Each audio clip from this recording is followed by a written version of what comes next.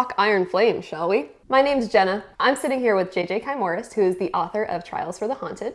If you liked the trials aspect of Fourth Wing, like the competition part of it, and you wish there was a little bit more competition type of action going on, Trials for the Haunted has mostly action to do with deadly competition, a deadly set of trials that the main character has to accomplish in order to find a cure for her curse.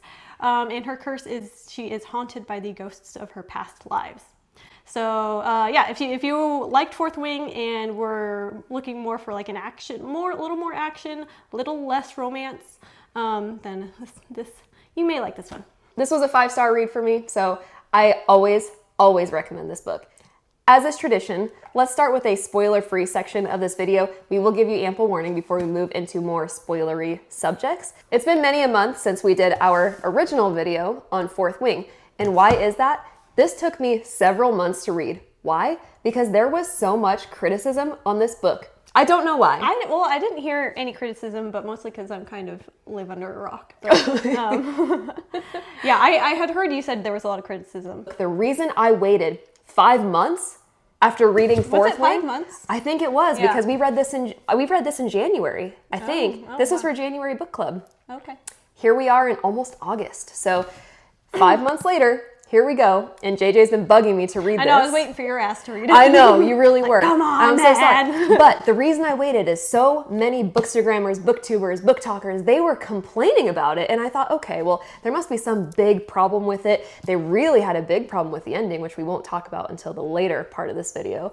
But honestly, I don't accept criticism on this book. I really don't. Everyone's a critic, but I thought it was fantastic. And I told you off the bat too, like this is just as good as the first book, if not possibly better than the first book. So that was my first question. Yeah.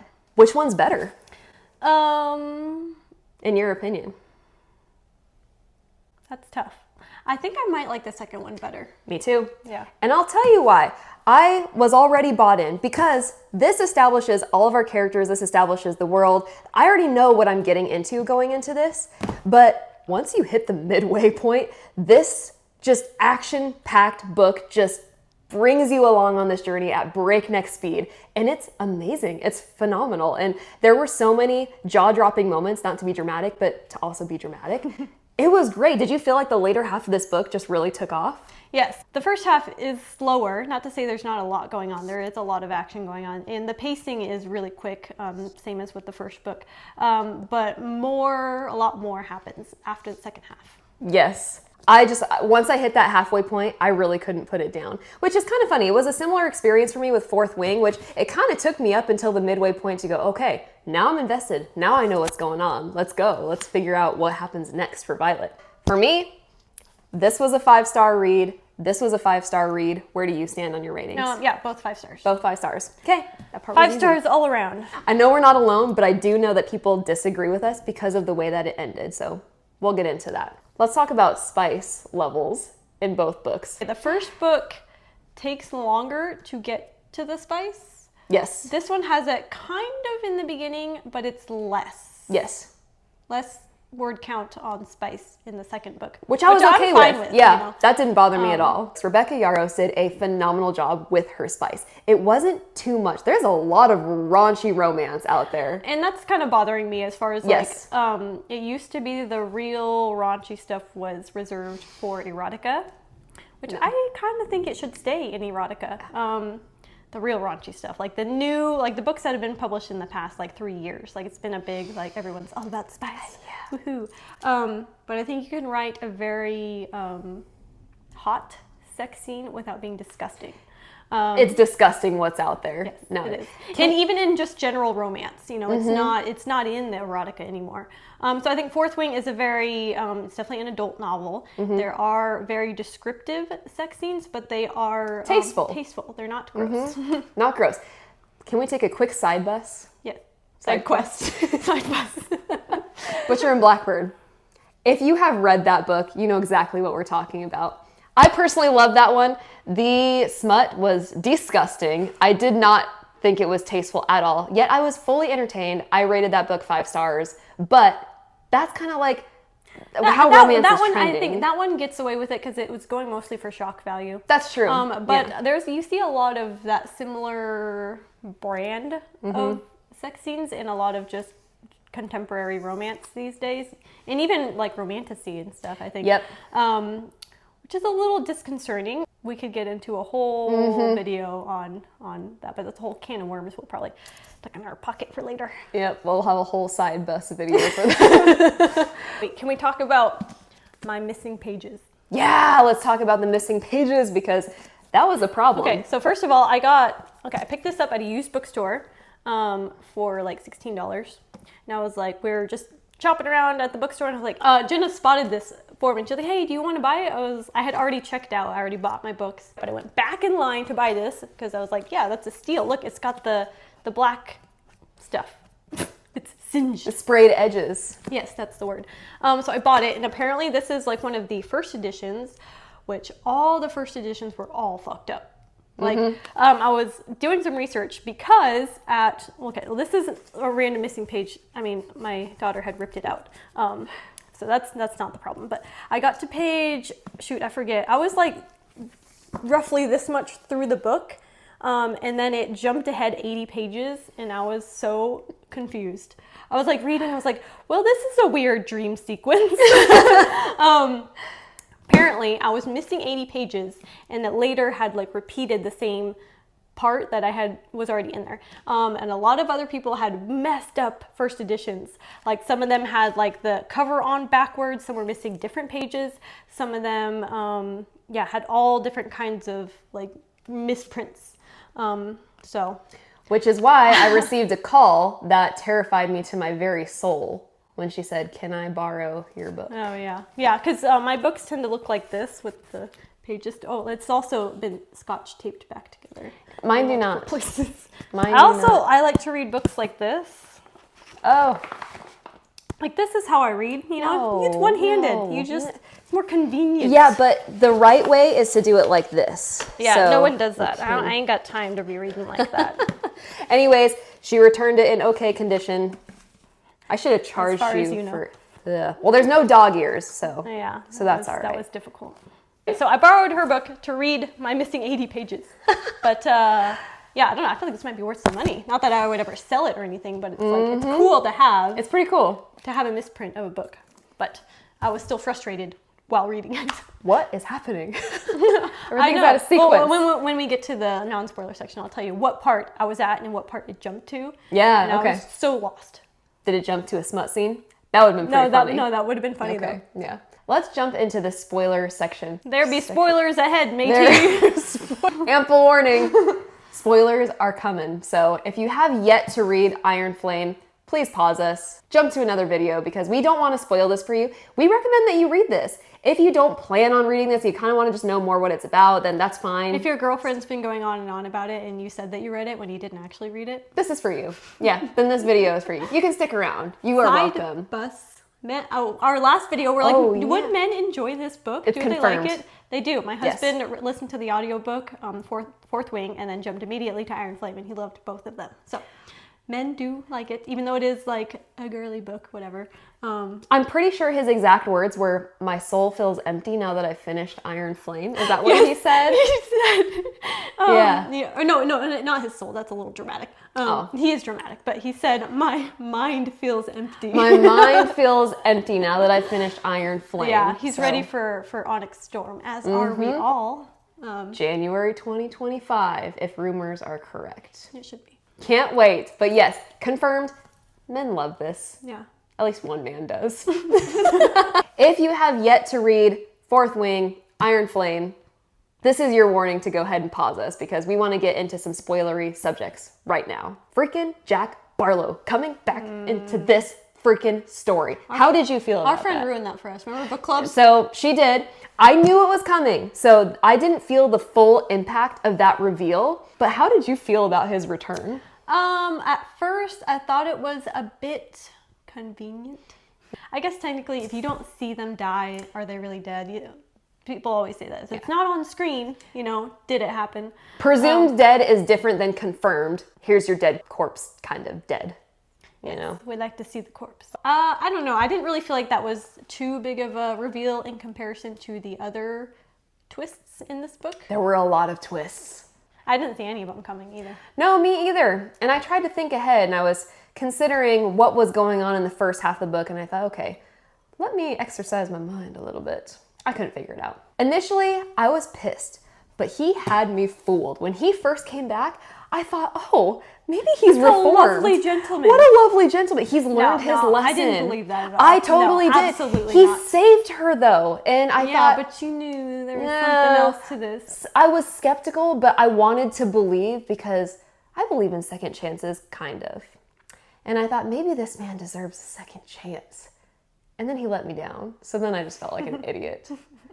You fell for it. Well, I fell for the it. author did a good job. That's what She she did. wanted you to feel, I'm sure. Applause to you, Rebecca Yarros. I gotta say, I was really rooting for Jack, which is weird. I hated him in the first book. I hated him. He came back. He saved Violet. I was rooting for him, and then I was let down by him. So the emotional whiplash that these characters gave me, I honestly am just left completely stunned in a good way. And I mean that as a compliment because there's a lot of character development, a lot of Redemption arcs. Do we have anything more to say on Jack before we move on to one of the other awful but not awful characters? No. Okay. Should we talk about Sloane? then? I didn't mind, like, Sloane annoyed me, but I was like, yeah, I hated her. She's young. She'll get over it. No, you know what? I hated her because Violet loved Liam, and we loved Liam. Obviously, I still love Liam. I love Liam too. And he kind Bring of comes Liam back. back. Bring him back. He kind of came back. Yeah, his ghost. Well, it's kind of like her subconscious, like Yeah. trying to deal with the pain of that torturous chamber with stupid Varish. Side quest. Yeah. When I lost my 80 pages, I Oh, yeah. left off in the middle of the torture chamber, and I jumped to the dinner scene with Xaden and Kat in that other land right before she goes to the like arena type thing. And so I'm like reading this like torture scene, and I'm like, then I jumped the next page, and I'm like, this is a strange hallucination. I was like, maybe she's just hallucinating. She's at this dinner. And then I was like, well, this is a long hallucination. And I was like, then I looked at the page numbers because the page numbers were all make wrong. sense. And I was like, wait a minute. Something's not adding up. Yeah. Anyway, That's funny. Yeah. Because that torture scene, oh, that had me so nervous. I was sweating. I was worried. I wished for Varish's death with every page. I hate that fucking guy. hate that guy. He goes down into one of the list of very well written villains. Yes. Even though he's not even that big of a villain. Like he's not the main villain in this story. He's not. He's just, I fucking hate that guy. Which, I'm curious, yeah. he actually died right around the midpoint. For me, that was a relief. I did not feel like that was cheap at all, because sometimes villains tend to stick it out for however long, at least the entirety of the book or the entirety of the series. I was so relieved when he died, and I love the way that he died because Xaden gave Violet that honor of just executing this dude. We're done with this dude. Yeah, but my problem with that scene was that it's like they kind of did it together, right? Her and Dane and with the like, she's like, well, okay, first she's like, I'm so weak, I can't even stab this knife into this helpless man, and then she climbs like a huge flight of stairs after. I'm like, you had no energy to go like this, but you can climb a huge this? flight of stairs, Yeah. you know? I'm like, Okay, I didn't think about that. Wasn't Xaden kind of carrying her up the stairs, kind of, though? yeah, but then she went with her mom. And she's true. like, I have to walk on my own because my mom will look down Isn't on me her if I ankle don't." broken? Like, I don't know. I think it was broken. I Something. don't know. She climbed up those stairs like alone with her mom. I don't know, maybe her mom was like somewhat supporting her, but even then, like, how are you going to climb a flight of stairs when you can't go like this? Maybe it's more of a psychological, like, Yeah, I can't. probably. I think because Violet, as hard as she is, kind of, she does have some soft spots, and I'm wondering if it's more of like an emotional thing. She couldn't quite bring her, which, kill the dude, man. Come on. Like, Yeah, I feel like if you've been tortured by this person for days, goodbye. there's no way you're going to like hesitate. Yeah, you would think. I wouldn't. Goodbye. So Sloane, I actually hated her. I really hated her because Liam was their friend. Liam's my friend. I consider Liam my friend. Dear Liam. I was Team Liam. Yeah, I think we talked about that in the last video. We did. Team Liam, Team Dead Ghost Guy. now, I guess. I love that he came back in some form. He didn't come back in his physical body because that bothers me, character resurrection, but he was still there as kind of part of her subconscious, which I thought was really clever as her way of dealing with the pain and not breaking under torture. So I love that he came back, but I hated his little sister, but she turned around for me after reading Liam's letters, which I thought was just so heartwarming because that's his voice talking about Violet as his friend. And it was kind of over a page or two where all of a sudden Sloane goes from absolute hatred for Violet to just being like, you know what? You're all right. And she ends up defending her on several occasions, especially when Kat comes into the picture. So I ended up loving Sloane, but for the first 3/4, I absolutely hated her and I never thought that I would change my mind on it. Yeah, I mean, I kind of saw the whole Sloane warming up to her eventually. Either that or she was going to become like a villain. Huge villain. Yep, Yeah, that's more so what I like the thought. only two ways that can go. But like she has such bigger fish to fry as far as villains go. That's true. That, you know, I'm glad that it went the redemption route. Me too. I'm happy for her because now I could see her being a loyal friend and just part of the clan, part of that found family that is wonderful in these books. But she's also going to be a liability for Violet as well. Yes, she's a distraction because Violet wants, for the sake of Liam, Yeah, she wants vowed to to keep her safe, and you know she has to make good on her vow. And While Sloane sucks at fighting. Sloane also being young and reckless and thinking that she's all that, you know, so it's going to be difficult.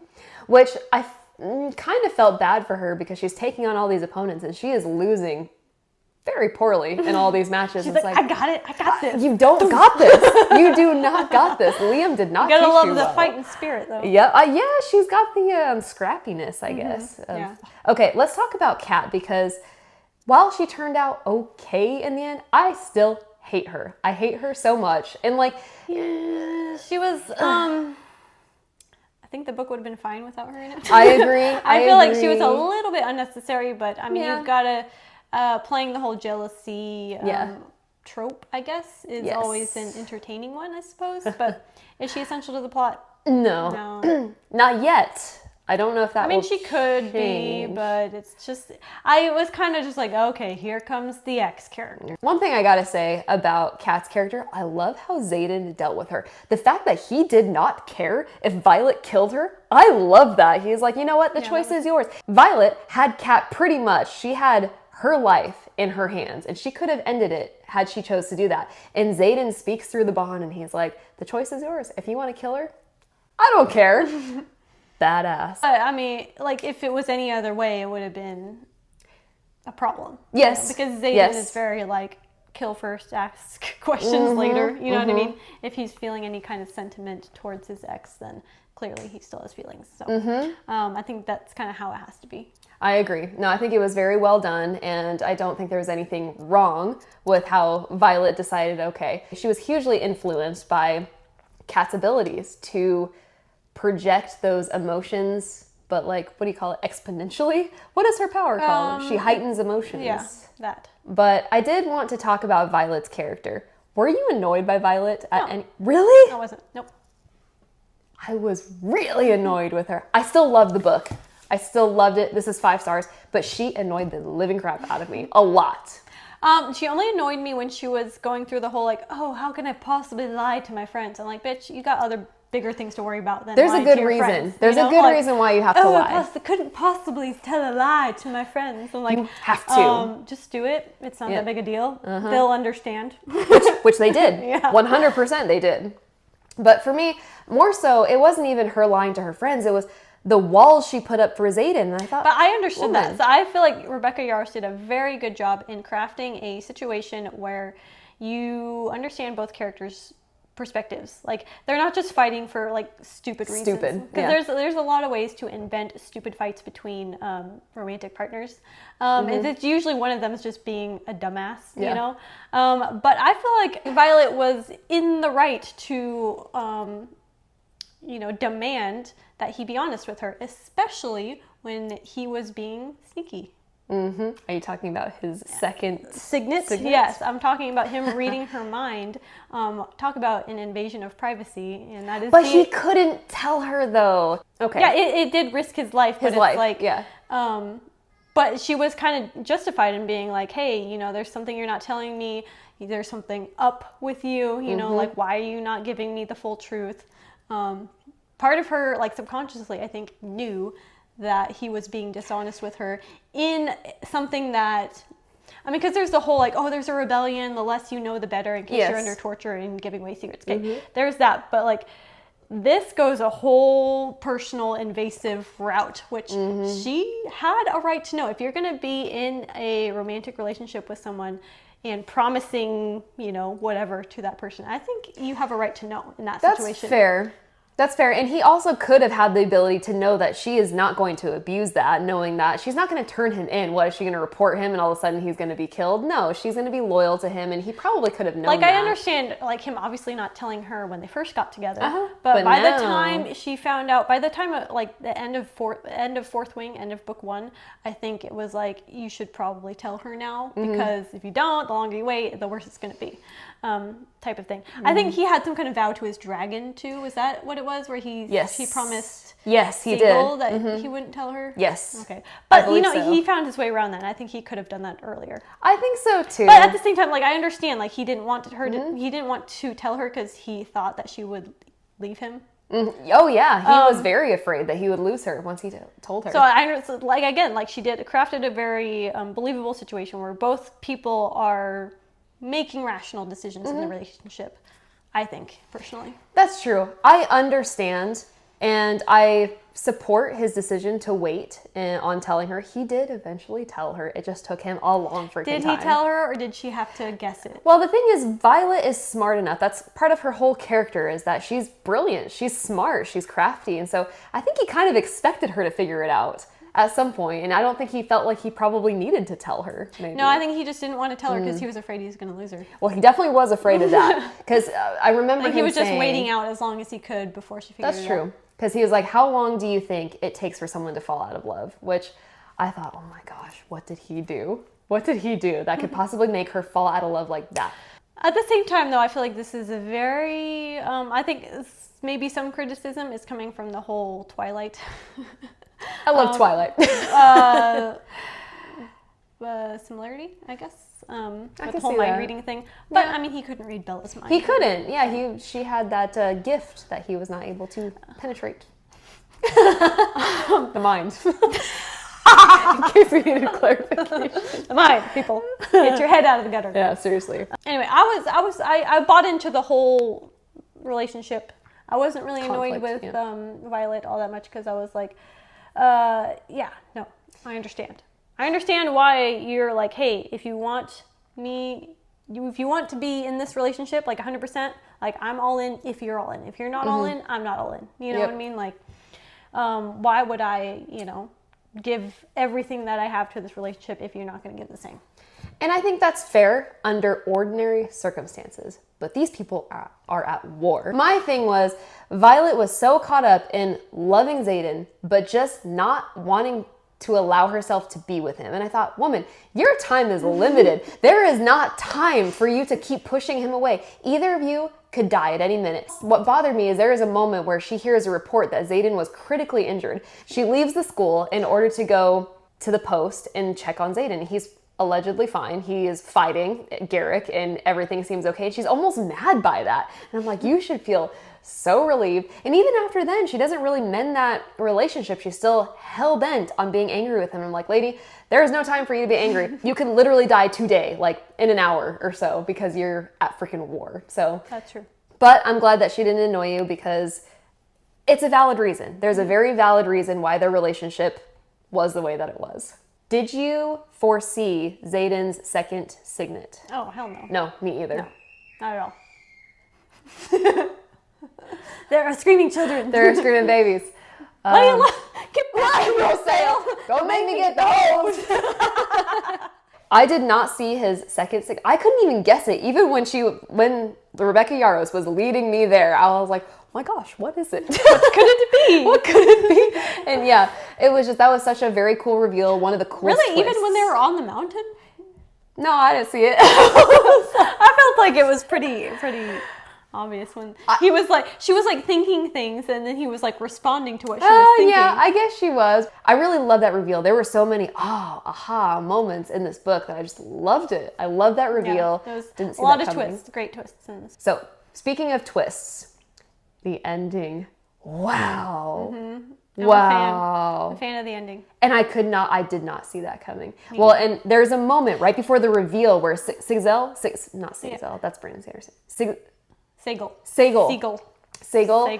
She is warning Violet. Yeah, what'd she say? Like, she said, be gentle on him. Be careful with your words. Something Something like of that that, effect. She was just like, choose your words carefully. And I was like, why?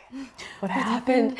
I was thinking, like, in the midst of all the battle, that it was strange that we hadn't heard anything from Xaden. Yeah. Like, he hadn't contacted her. We knew nothing of what was going on with him in his own battle. Because, like, earlier when they were fighting, it was like, she always kind of knew generally what was going on with them, like, because she could sense their emotions and stuff. But, well, she did sense something, right? But, I think so. There was no communication between them. Now, I did think that was strange at the end. I was like, something must have gone down. Yep. Well, you're saying that people didn't like the ending. Yeah. Which I'm surprised by. That was, like, one of my favorite parts of the whole book is the cliffhanger ending. I loved it as well. I don't really understand the problem, but I've heard repetitively bookstagrammers, booktubers, booktalkers say, I hate the ending. I hate the ending. Why? Just because it didn't end in a happy... It's inconvenient. I guess it's very inconvenient. You have to have some conflict if you're going to carry the series on. I mean, the whole romance plot, like, is essential to the story, I think, now. It's, like, what readers expect. And you can't have a good romance plot if the characters are just getting along fine and dandy. Yep. Which is probably why Violet was being a pain in the ass this entire book of, oh, I can't love you because you're not open with me. This and that. Then we finally resolved that, and now we have this other problem. So that should be fun. I'm very curious to see what happens in Onyx Storm.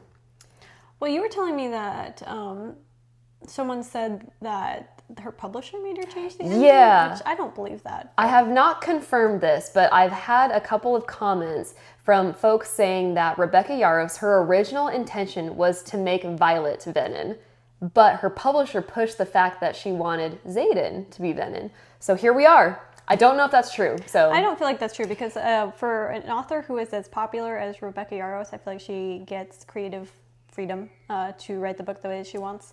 I feel like that you would see more, I feel like you would see a lot more influence on the story by the publisher if you're more of like a debut author or just starting out. But she is a very established author and she very well could say, see ya, pals. Exactly. Well, I mean, I'm sure it's in her contract to write the, write the whole series with this company, but still it's like, when you're as popular as she is, I think you get more creative freedom. That's just me just thinking that, speculating that. I'm not sure, but I would think, anyway. Keep in mind, she's not normally a fantasy author. She is already a pre-established, very well-known romance author. And this was kind of her debut fantasy novel. And the fact that it took off, I mean, just goes to show how talented she is as a writer. So you would think, like you said, she has the creative freedom to do what she will with her story. Yeah.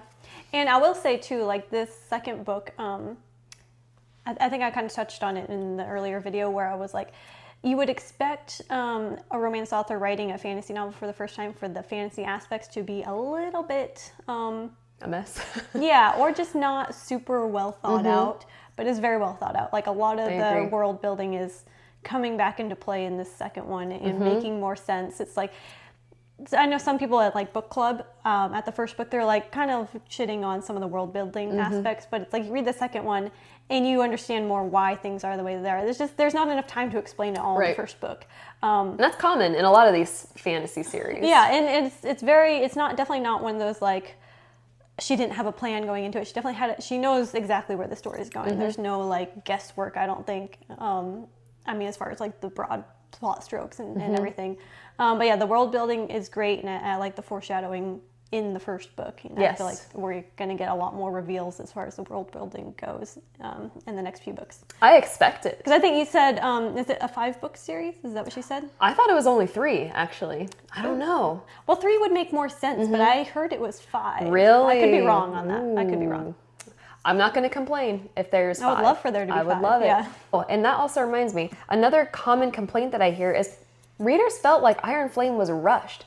I didn't feel that whatsoever. No. Readers were complaining that she just had to throw it together because it did come out quickly. It came out It's probably because very she had quick. it written already before Probably. she published the first one. I would think so because these are chunky books. Well, These are and too, not like small. sometimes like publishing, the traditional publishing world is so slow. Like she probably wrote Iron Flame 5 years ago. I mean, she probably wrote Fourth Wing 5 years That's ago. a good point. Who knows? You know, Yeah. took a while to this is me just spitballing, but like from when she turned the final draft into her publisher, it was usually at least a year before it comes out into the reader's hands. I bet you're right. So, you know, in the Yeah. time that she was waiting for the Fourth Wing, the first one, to be released, she's probably this already one. wrote the Iron Flame. So I I bet don't you're think it's right. rushed. I mean, I know like a lot of authors are on deadline and a lot of authors have trouble, you know, meeting their deadlines. But with an author who's as experienced as she is, I don't think she has trouble meeting her deadlines. I don't think so either. And I think that's a good point. I personally did not feel rushed at all. I didn't find any plot holes. Anything for you? I mean, anything that is like, oh, what's the deal with this? I'm sure it will be explained. That's later true. on, Yeah. you know? So you can't really write it off as a plot hole until the completion of the series. Mira and Brennan's reunion. I don't know how I felt about that because Mira straight up punches Brennan right in the face. And I've put myself in Mira's shoes. Would I be pissed that my sibling had faked their own death and I went years mourning for them? Sure, but I feel like my happiness that they're actually alive would definitely overpower any anger that I had for them. Yeah, but deceiving you're me. just nicer person than she is. She is cutthroat. That's true. Well, and I think too, it's like just kind of like the overwhelming of emotions. It's so like, you know, surprised, happy, you know, angry all at once. It's like, what the fuck? That's true. And plus, they have that Overwhelming. brother sister Competitive. giving wedgies. Like, I don't know. I don't have a brother, so Noogies. I'm assuming wedgies are involved at some point. Probably. But I really did enjoy their reunion. It was not what I expected. I thought it was kind of funny that she full on just decked him right in his face. Was it deserved? Yeah, I guess so. But it was all for a greater purpose. So I kind of understand. Well, I mean, I don't Brennan. think he was super upset about getting No. punched in the face when he can heal himself. You know? Yeah, he is a very gifted healer. If you've stuck with us this far, thank you so much. Well done. We appreciate you hanging in there. If you haven't subscribed to the channel yet, feel free to do so at this time so you can stay up to date on bookish content. I will drop the link to JJ Kimmorist profile below. Check out her YouTube channel. Check out both of our Instagram platforms. I will also drop a link to JJ's book, Trials for the Haunted. It's a great dark fantasy novel. Don't miss out. I'll drop the link below. If you have read Fourth Wing, Iron Flame, let us know your thoughts. Did you love it? I hope so. Did you hate it? I'm so sorry if that's the case. But we want to start conversations with people who have loved or hated these books. Tell us how you feel. Were you let down by Iron Flame? Did you love it? How did it compare to Fourth Wing? Let us know. Make sure you hit the little bell thing too to get notified when we do Onyx Storm next year. Ooh, can't wait. I'm excited. Should we go to the bookstore on release day? Yeah, like a bunch of nerds. Let's wait outside the bookstore at opening at dawn. We ride at dawn. And that's a wrap. X-Force out.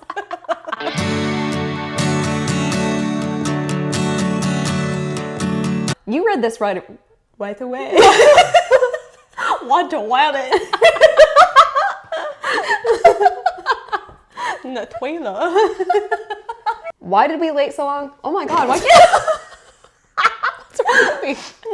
Why did we wait? Like her Krupke over here. Koopa. I'm sitting here with author JJ Kimmorist, who is the book. I am the book. Radio Ray.